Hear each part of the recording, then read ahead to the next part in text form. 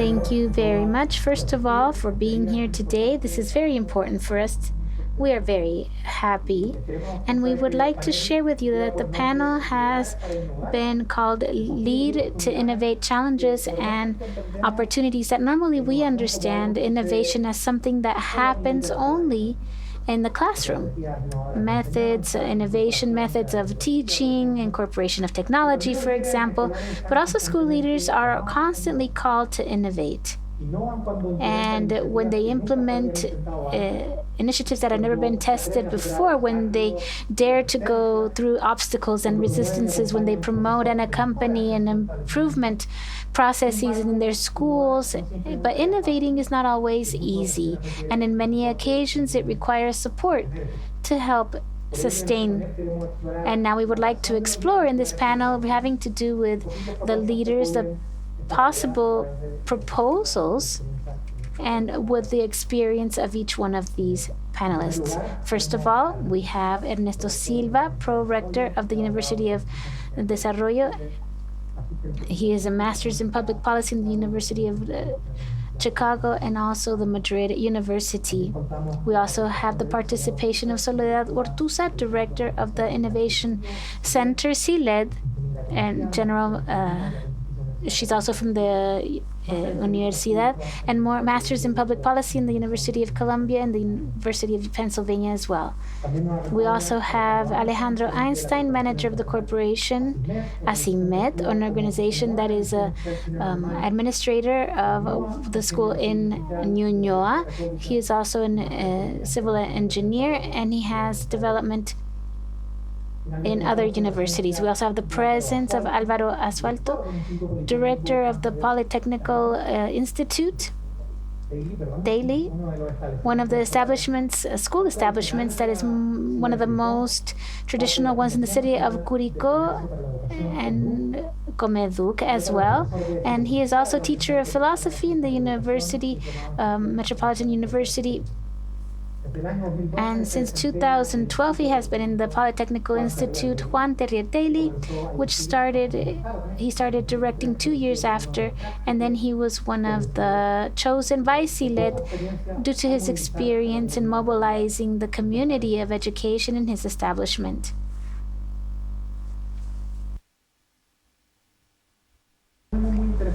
We have had a very interesting morning, exceptional. We are very happy for your participation, and the role of our teachers in these schools and what can they do to improve their institutions. In particular, Shu Cravens as well as Jason Grissom have talked to us about the importance that principals have to be developed and develop their teams professionally. Ernesto, the universities have a role when they form people at the beginning of their professional development, and also to accompany them in their constant improvement. So with your experience, how have you led the growth of the university and the developing these teachers, and what are the main characteristics that allowed this to become a university that has been recognized for this reason? Thank you very much. And the discussion of this morning has been having to do with school education, and yours has to do with university. For those of you who are here today, this is a very young university. We are going to just turn 35 years old. A lot of things have happened during these 35 years. If I could summarize what elements have influenced that the university be progressing or going forward, or has a project looking forward that is very challenging, I would say the following. The first is that from the first day, there is an educational project that has been very clear and defined, that allowed that when our rectors, for example, that have been two, or our directors brought people in, they brought them into something very clear, a project that was clear. So that allowed some self-selection, or to know if I'm going to be comfortable in this project or not. I think that was something that was very important to be very explicit with that, because that also called and allowed people from the very beginning, have a motivation that was their own motivation due to the purpose of the project. And if I could summarize that, it has to do mainly with looking in an optimistic way of the role of the formation of people in an improvement of the country. It is a positive point of view, a positive view, and believing that the human capital is what can make the country progress and go forward, and the university is key. I think that's an element that is very important. Second, that was very important was placing the focus. We are a university that is a research university of post and pre-grade graduate, pre and postgraduate, which allows the university to go forward, was to place the focus and all the lights on how we help and accompany the improvement of learning for the students, believing that the students can learn, making a focus on that. And from day one, we had the type of leaders that not only were teachers or persons who knew regarding education, but people who in their mind and in their spirit, they had the motivation of generating the highest amount of added value to the people. That was kind of the talent and capital, human capital that this university was searching for, and maybe that has helped the leaders to not be so traditional for a university, but they were coherent with what we wanted to accomplish, which was a higher added value to push and advance. And 35 years after the founding of this university, what we try to maintain also is a spirit of disruption, to think. There are things that we have to continue replicating from the past because they're good, but we do need to continue asking what not. What do we need to innovate? What do we need to challenge? And I think that question has allowed at least the leaders of the university, the deans, has allowed us to trust in people, in new people, in different types of leadership, many of them with large trajectories and others that are very young, but they have the conviction that innovating and piloting different ways that you could go forward. I think these are elements that have helped this university today to have a spirit, a project, and a project looking forward as well. You talked about coherence and something that is very difficult to accomplish, also transference, because we could learn not only from the institution and the traditionally having to do with innovation and leadership, but we can take the school with new and different learning. I would like to ask Álvaro. We know that when you start off your work as director you had to develop your teachers, and that was a challenge. How was mobilizing change in your team and building a sustainable work with them? How was that process? First of all, I would like to greet everybody, and I thank you for this invitation. I am convinced that these spaces allow us to get to know different experiences, learning good practices that we can then put into context in the different educational communities. And as context, I would like to say that we are a technical professional school in the area of Curicó. We are a part of a network of schools of the Foundation Comedu. And I mention these because in the end it has a lot to do with the question that you are asking. This is a school that not long ago turned 124 years old. It is a technical institute that was born under the schools, the second school of the country. We have 8 specialties, and we have around 1,200 students. It's a very diverse, and 40% of our students are from outside of the city of Curicó, and we have an index of vulnerability over 95%. Therefore, to be able to come to Juan Terrier, this institute was a challenge. And as first step, it was key to get to know the reality of the school the culture that the school had installed. There was also a strong tradition that constantly looks towards the past, but it was also necessary to generate from that diagnosis or from that view, to be able to generate a proposal or a vision looking forward that would allow us to mobilize. And in that sense, the first years, it was very important and key to be able to install certain spaces that would allow, on one hand, to generate and recognize the different kinds of leadership that existed within the establishment. And it was very important also to generate conditions. And in that sense, I would like to stay with something that was mentioned in the second presentation that has to do with the abilities of the relationship with people. To lead a community or a project requires to be able to seduce for change, to mobilize. And in that sense, it is also very important and it is key to be able to trust your team, trust in the capabilities of each one of the people who are in this community. So when you can have these spaces or create these spaces, then you can start thinking about improvement. This improvement route that we know that is not from one day to the next, but it has this trajectory, and that is how, in that sense, there's different milestones that we have been able to accomplish as an institution.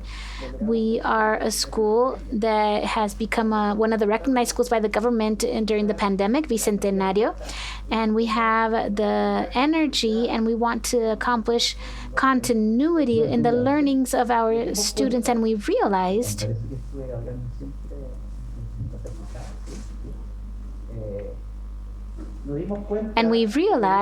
that we could take on a challenge and present our proposal and our project to be able to accomplish this milestone and other milestones as well that we have been able to accomplish in our route.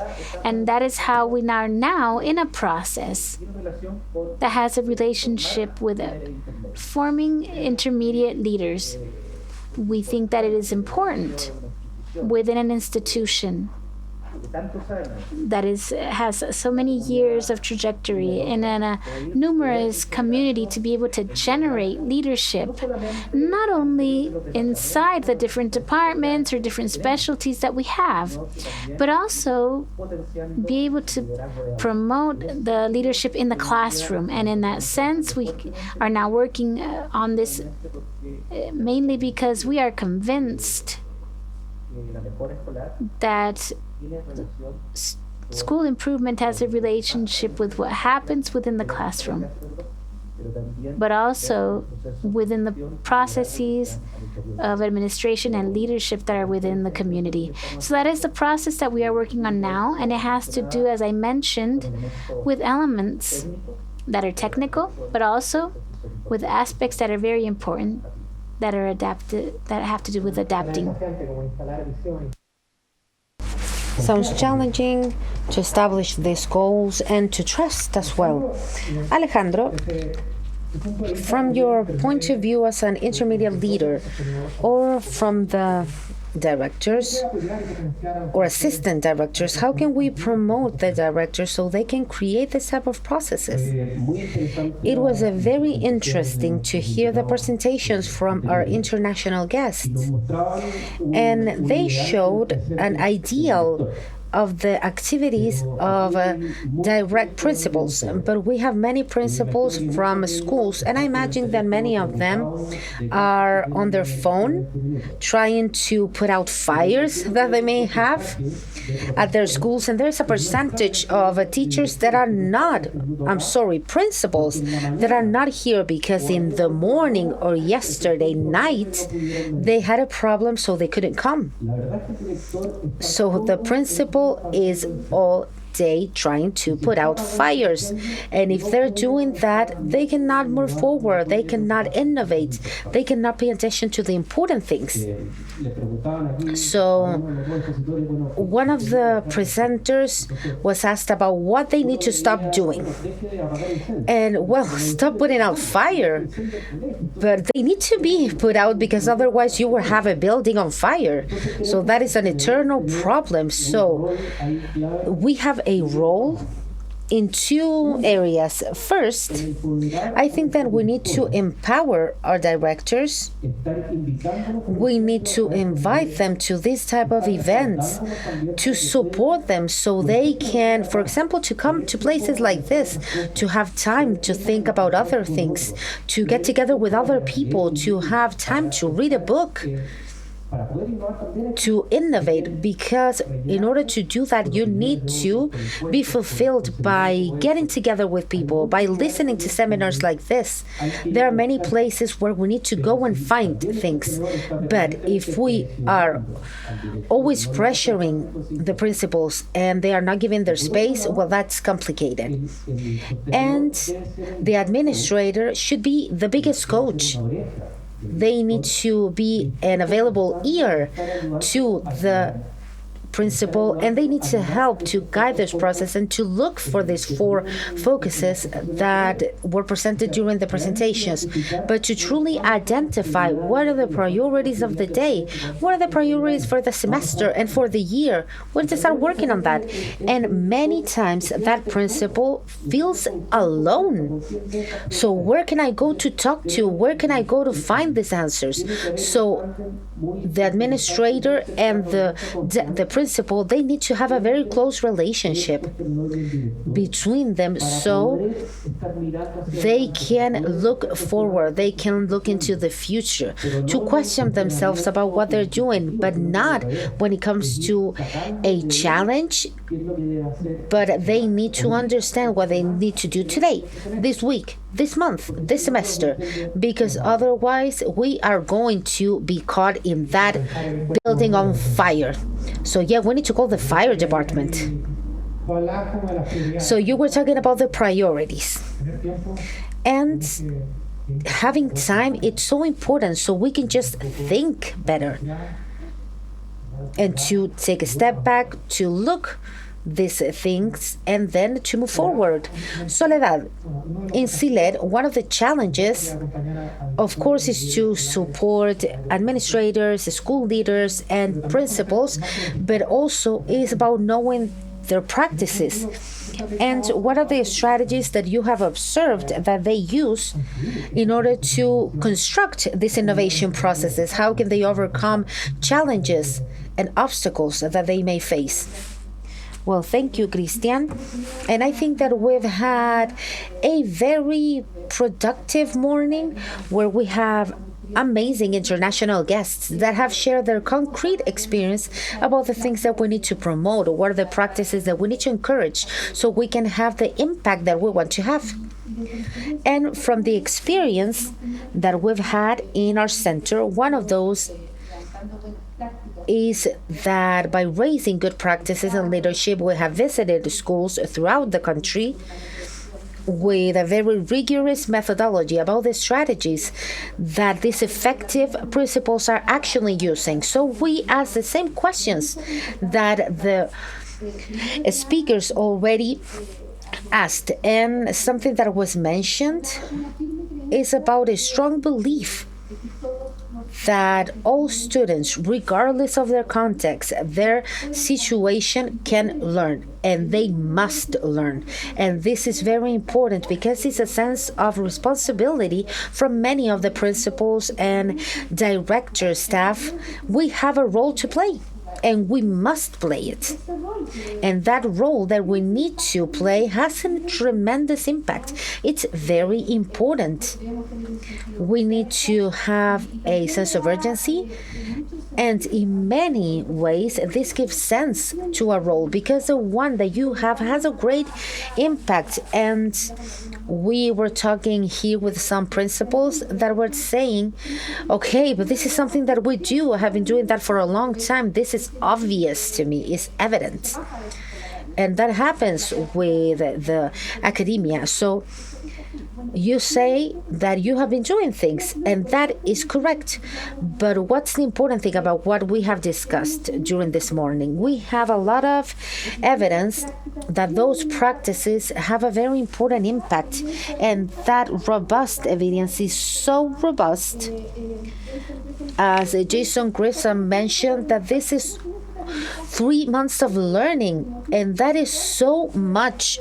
All teachers and people that are nodding right now, how much we can actually accomplish in 3 months. What is the impact that we may have in children and adolescents in 3 months?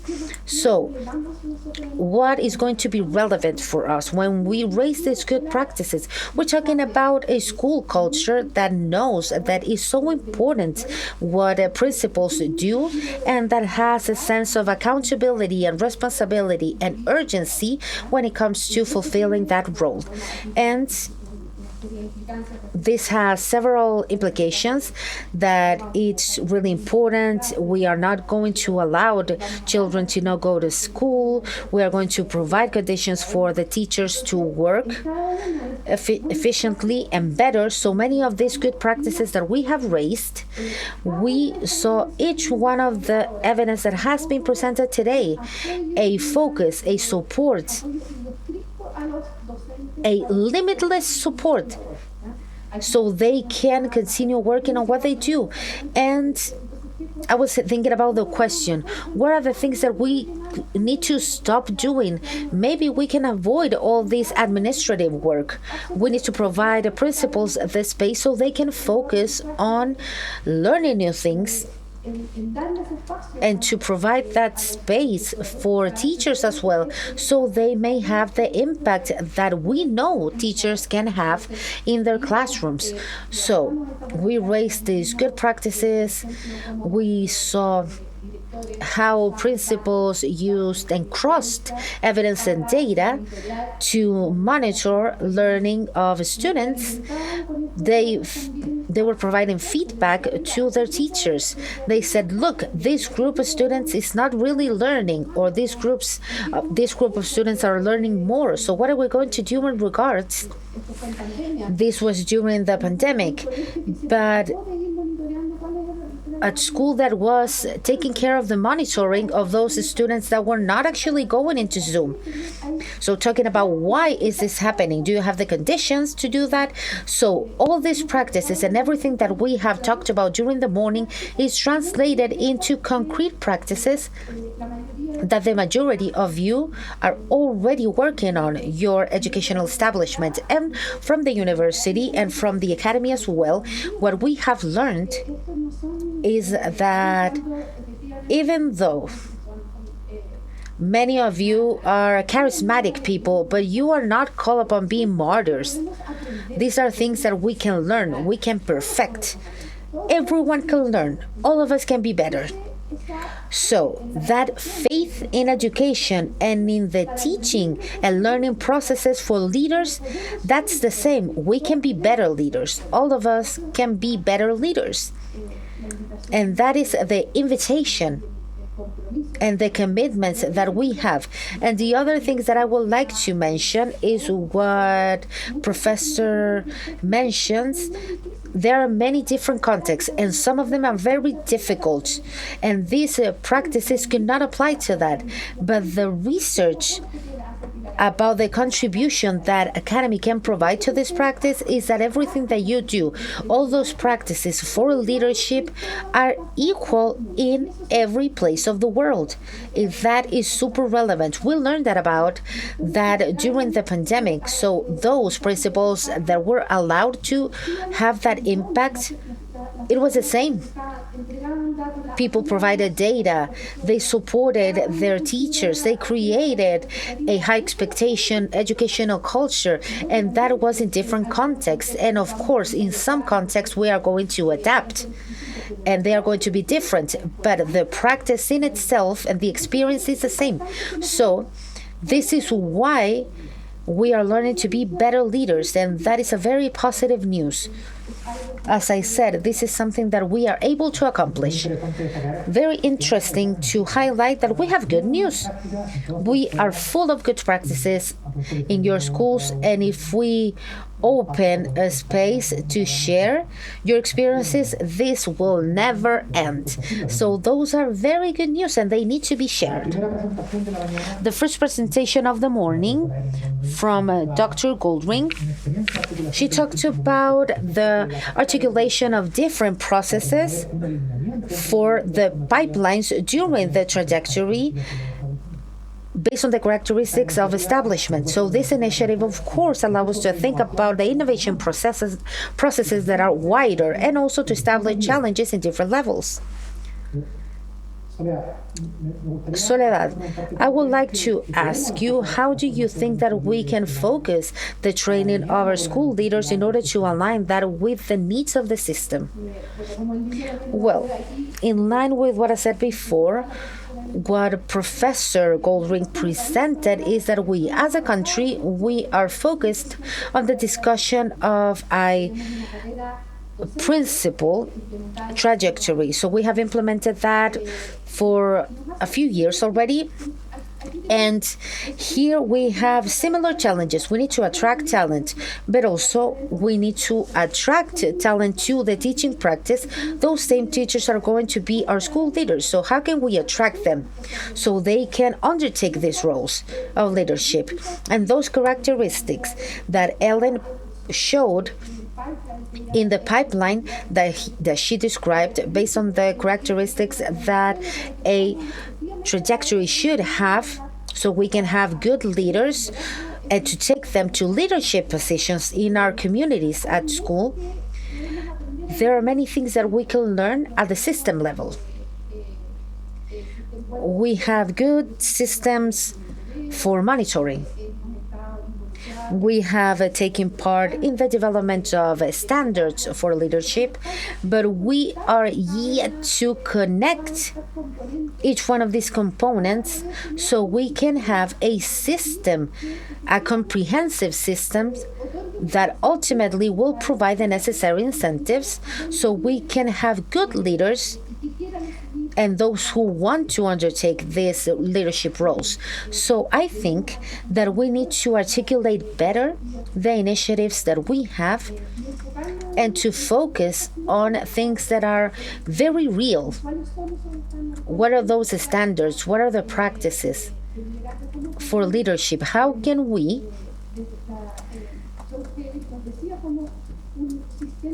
Dr. Craven already mentioned how this teacher will need to comply with certain characteristics to be effective, and we have research on how this professional development should occur.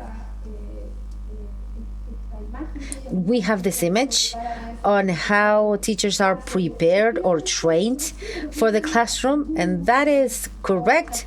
We can use Google or ChatGPT.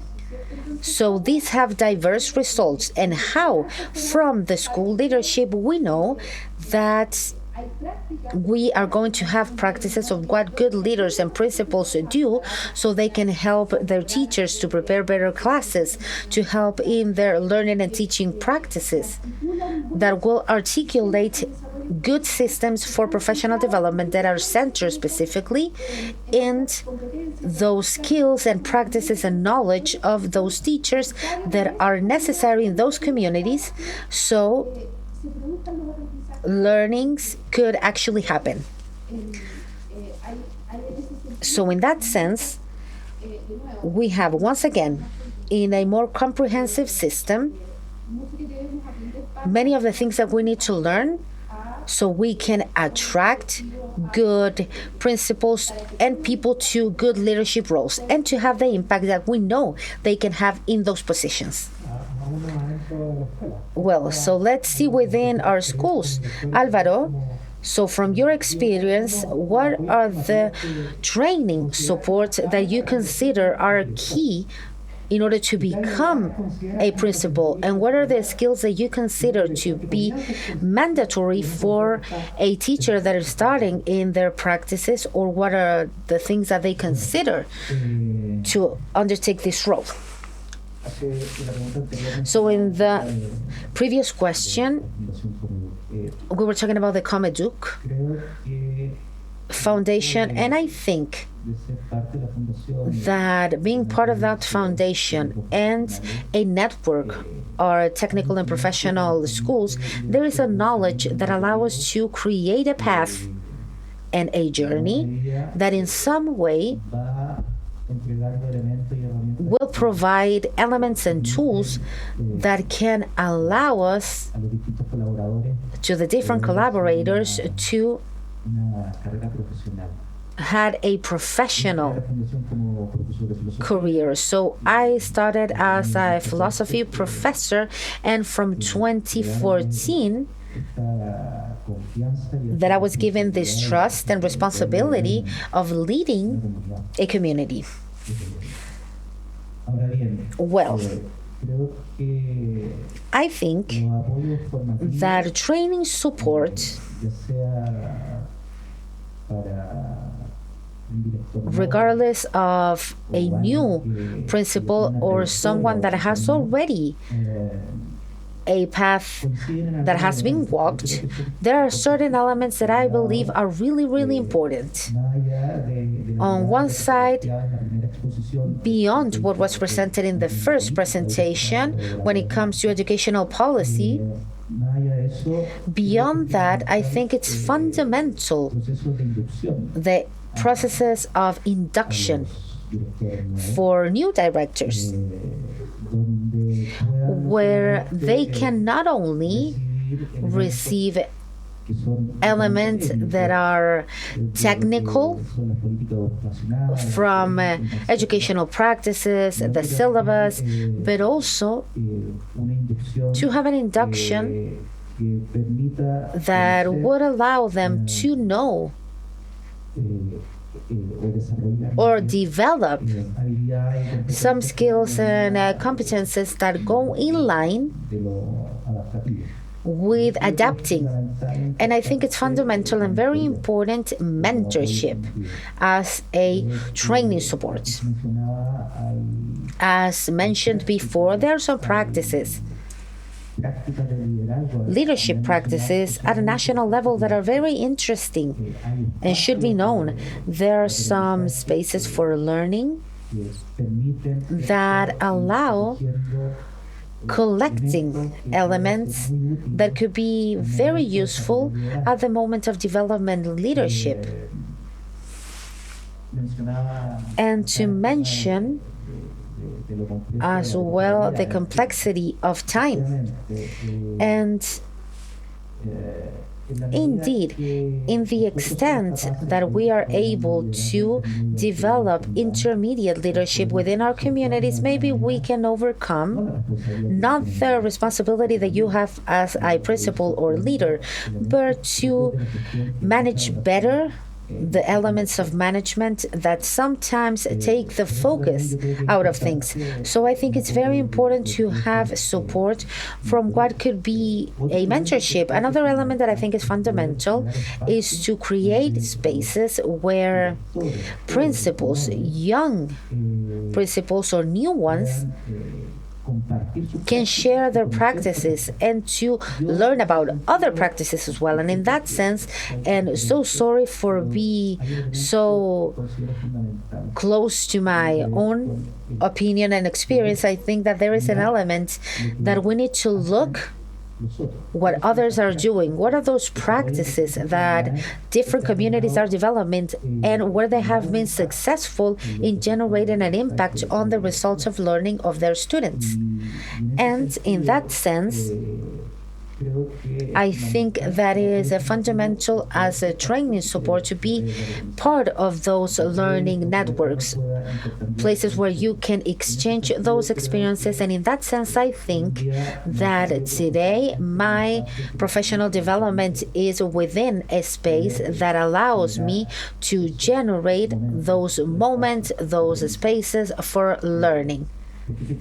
Because going back to the question, and I think that all of us were thinking about what we need to stop doing.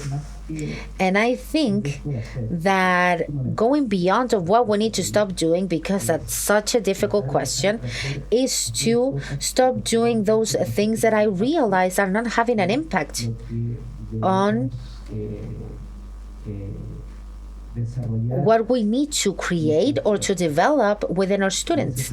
And in that sense, everything that takes me out of the focus of the teaching practices, this, of course, within the possibilities to just put on the back burner. So if we are always doing the same and we have the same results, of course, you need to stop doing those things and to change your direction. And from the point of view of skills, it is very important to support what's related to develop the strategic views within the communities. And I think schools manage a lot of information, and sometimes we don't know what to do with that data, with that evidence. And in that sense, I think it's fundamental to develop that strategic view and to know how we can use it in decision making. A strategic decision making. And in that sense, I think that there is an element that is very important to develop in our leaders and in our future teacher leaders. And I think that strategic communication is fundamental. I believe that a community that is progressing is a community that has shared goals and that would allow us clearly to mobilize from one place to the other. In that sense, strategic communication will be very important so we can develop that and to work on that. And there are other things and skills that are very important as well that are related with the capacity of mobilizing and also to have trust, which is fundamental as part of these processes. And in that sense, I think that maybe that could be a place for support, but there are other elements that could be from training and technical areas that are fundamental and very important, but having a more summarized view, maybe that is the line and the path that we need to take as a fundamental step, which could be important to develop. Thank you, Álvaro. Let's go back to higher education. How higher education can promote leadership that is already being in leadership, and those who are going to be future leaders who are probably in their classrooms. You said the importance of the university, that they can also be professionals that can promote and support all of this. Maybe this comment beforehand, I was also thinking about my list of things that to stop doing from that question in the morning, at least for the yearly purpose when you're setting up the plans. But maybe a first comment in general. Students get out of school in December and they're in class in March. It's a very short period of times, but it's as if it were a wall, where there's no natural dialogue between institutions, where they can take the hand one between another from when one goes from the school to university. I'd like to say that as a first point, that there is an opportunity of higher connection between schools and universities, not only in what has to do with the processes of admission or exploration, or but also in the process of development of a person. And I think that is a key point. And if universities and schools would take more advantage of the knowledge of others, I think we would do things much better. I think that is a first point that I would like to state. Institutions, schools, and universities have a seal, something that distinguishes them. In our case, we have placed some seals, and those seals, beyond the educational model and the pillars that we have placed the entrepreneurship, we have the innovation and public responsibility in the heart of our project. project, and that has to do with, so when you do that as your seal, you have to do it in all of your activities and the environment and everything you do. So how does that become part of the public responsibility? It is our desire that our students and teachers be connected with what is happening in the environment and concerned that this can improve. And that means, or how can you translate this? For example, you can have early work insertion. It's not a coincidence that the university are in the first years. They're already starting to develop in labor leave and accompanying information from the citizens. And I don't have time to develop all of this, but I already see hungry faces in the audience. But what I would like to say is that the university and institutions can, and they have a role in this area. And as final reflection, I would like to encourage principals, leaders to give more feedback to the university so they can carry out better work in teacher training.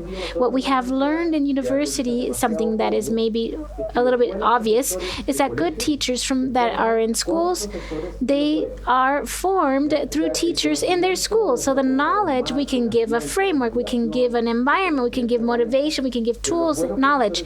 But good school teachers are formed with school teachers in the schools.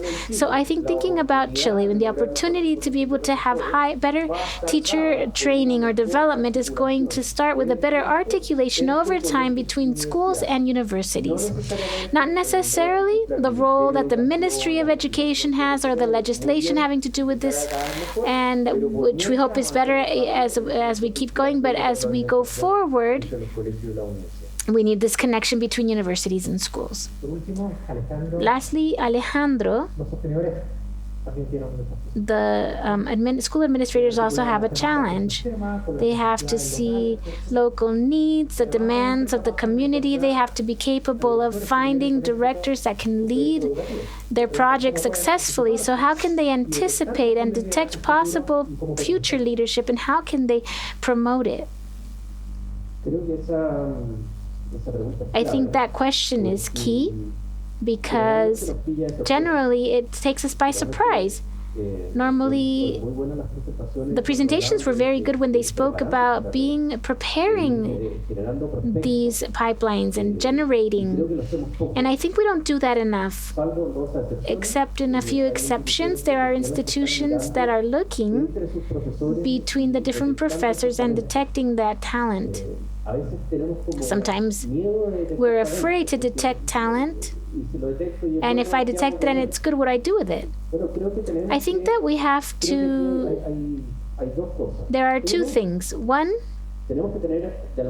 we somehow need to have the generosity that if we detect a good teacher that has leadership projection, and maybe my director is young, and therefore I am covering that good teacher, then I have a responsibility with the society as well to be able to prepare that teacher to be a good director and leave my school to be able to be a good director in a different school.